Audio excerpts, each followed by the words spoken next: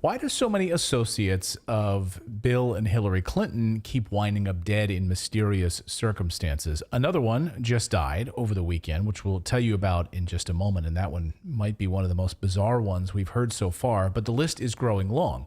Clinton friend Jeffrey Epstein found dead in a jail cell. Then we have medical examiner Michael Bodden saying that Epstein's death is consistent with homicide. Then, like clockwork, more Clinton friends and associates die. In 2020, billionaire film producer Steve Bing dies after falling from a building.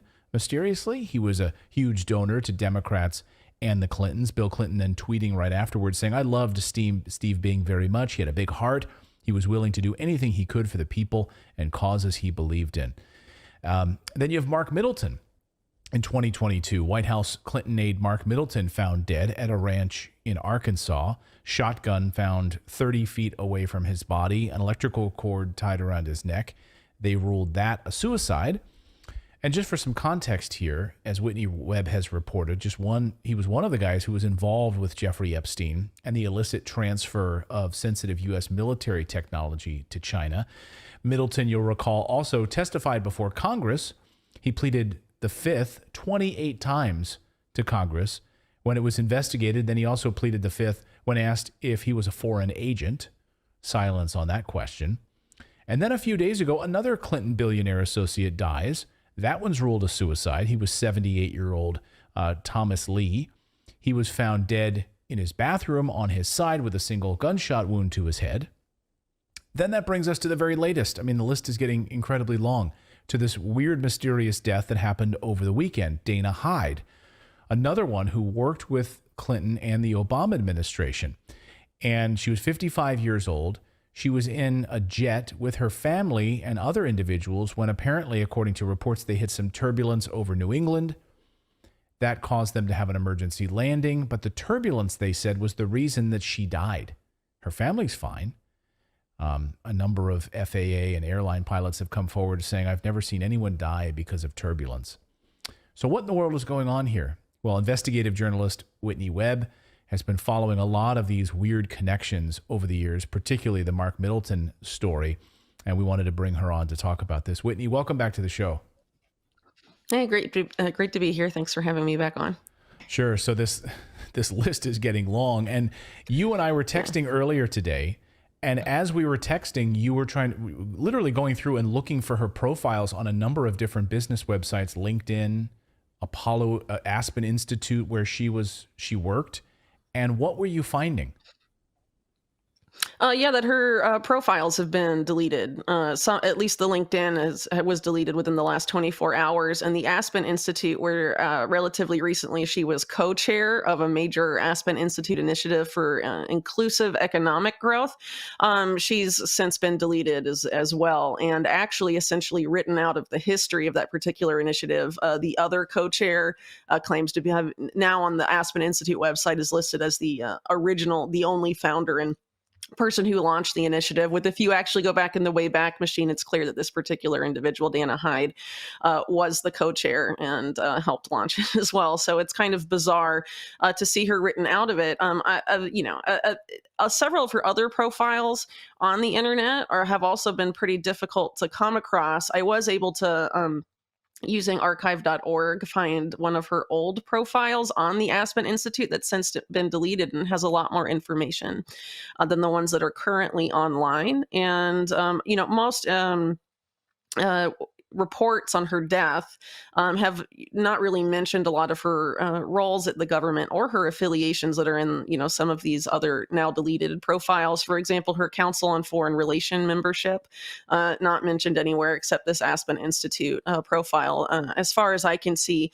And some of the more specifics about who she was working with, for example, in the Clinton White House and her role in the Obama administration, can be found there. But, as to the broader question of why so many people tied up with the Clintons continue dying well after the Clintons are no longer in office or in a position of visible political prominence is a bit odd, isn't it? And I've been trying to look for connections between, these different individuals. And obviously, the most connected of the ones that you mentioned in your introduction would, of course, be Jeffrey Epstein and Mark Middleton, because they were known to have been meeting together at the White House. And you have Epstein dying in 2019, and then Mark Middleton dying last year, both under very suspicious circumstances that were ruled a suicide.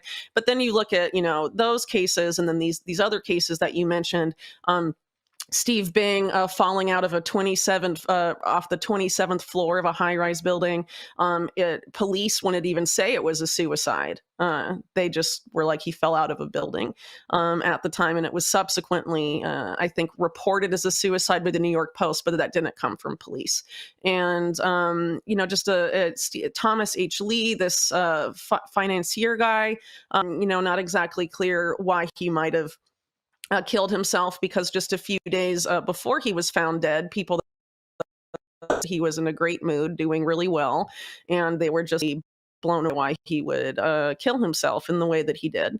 And just a lot of unanswered questions. So if you want to view some of these deaths through the lens of why someone like Jeffrey Epstein was liquidated, essentially. My opinion is that is the reason Jeffrey Epstein was arrested and subsequently killed is related to a factional battle within sort of these covert worlds where intelligence and organized crime swim around each other and have symbiotic relationships. And sometimes, there's competing factions in that.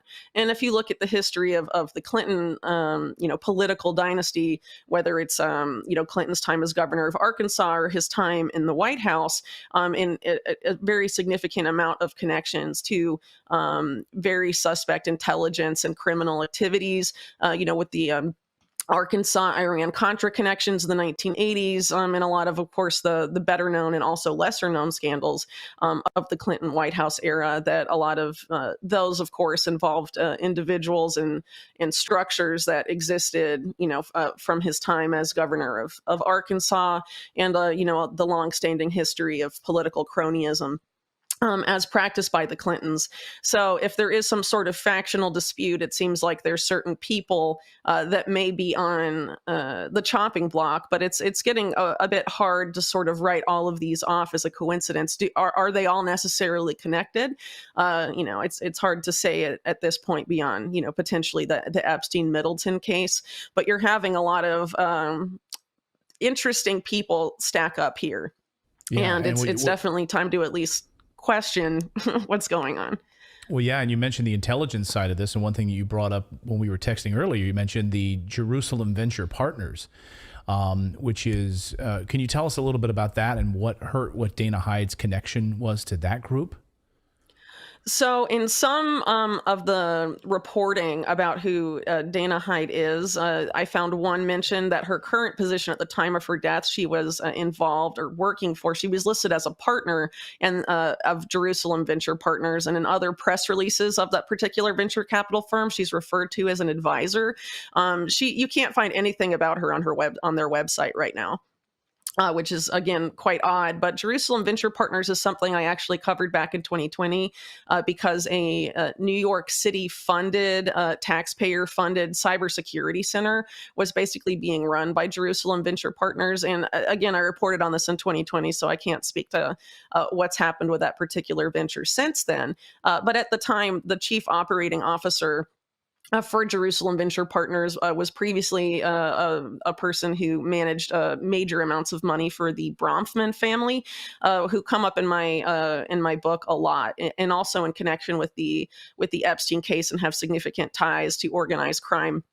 And a lot of these networks that I've traced in my work for a few years, and in addition to that, the person that created Jerusalem Venture Partners has a lot of rather disconcerting intelligence and military intelligence connections.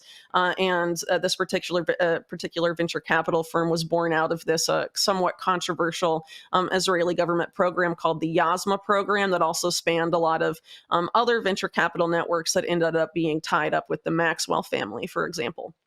and other groups of that nature, and have been tied up with espionage, on several occasions over the past, few decades or so.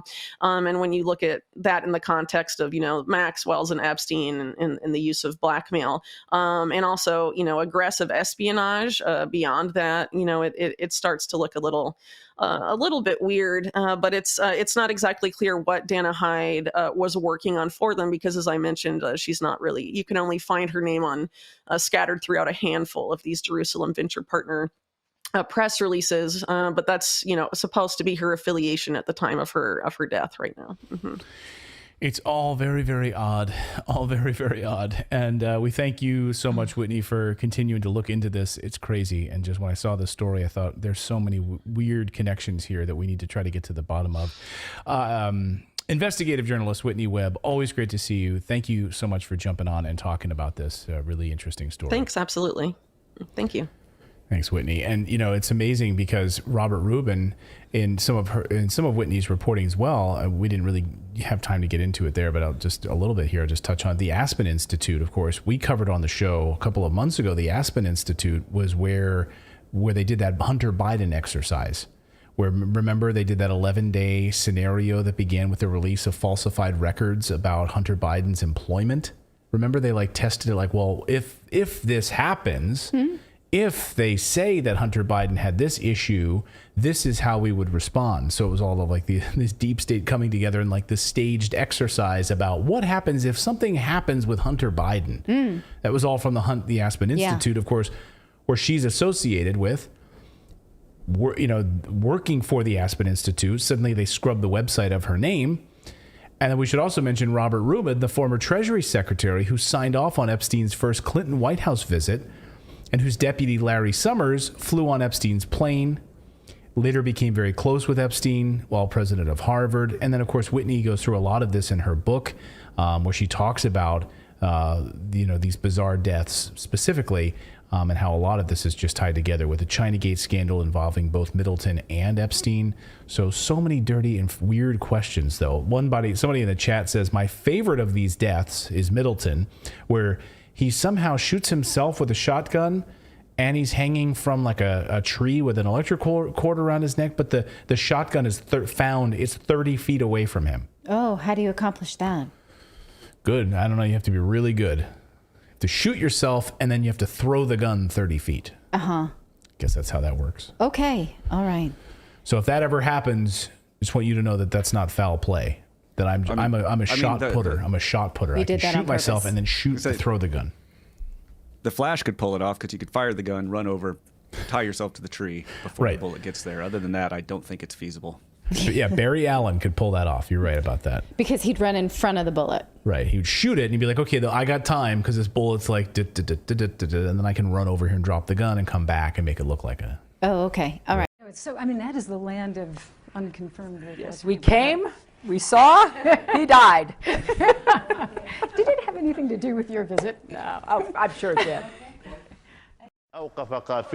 Muere el dictador libio. Medios de todo el mundo han recogido las imágenes que muestran el cuerpo de Muammar Gaddafi rodeado de compatriotas que celebran su final. Es uno de los pocos hechos que son claros. A partir de aquí, las circunstancias que rodean su muerte dejan muchas incógnitas.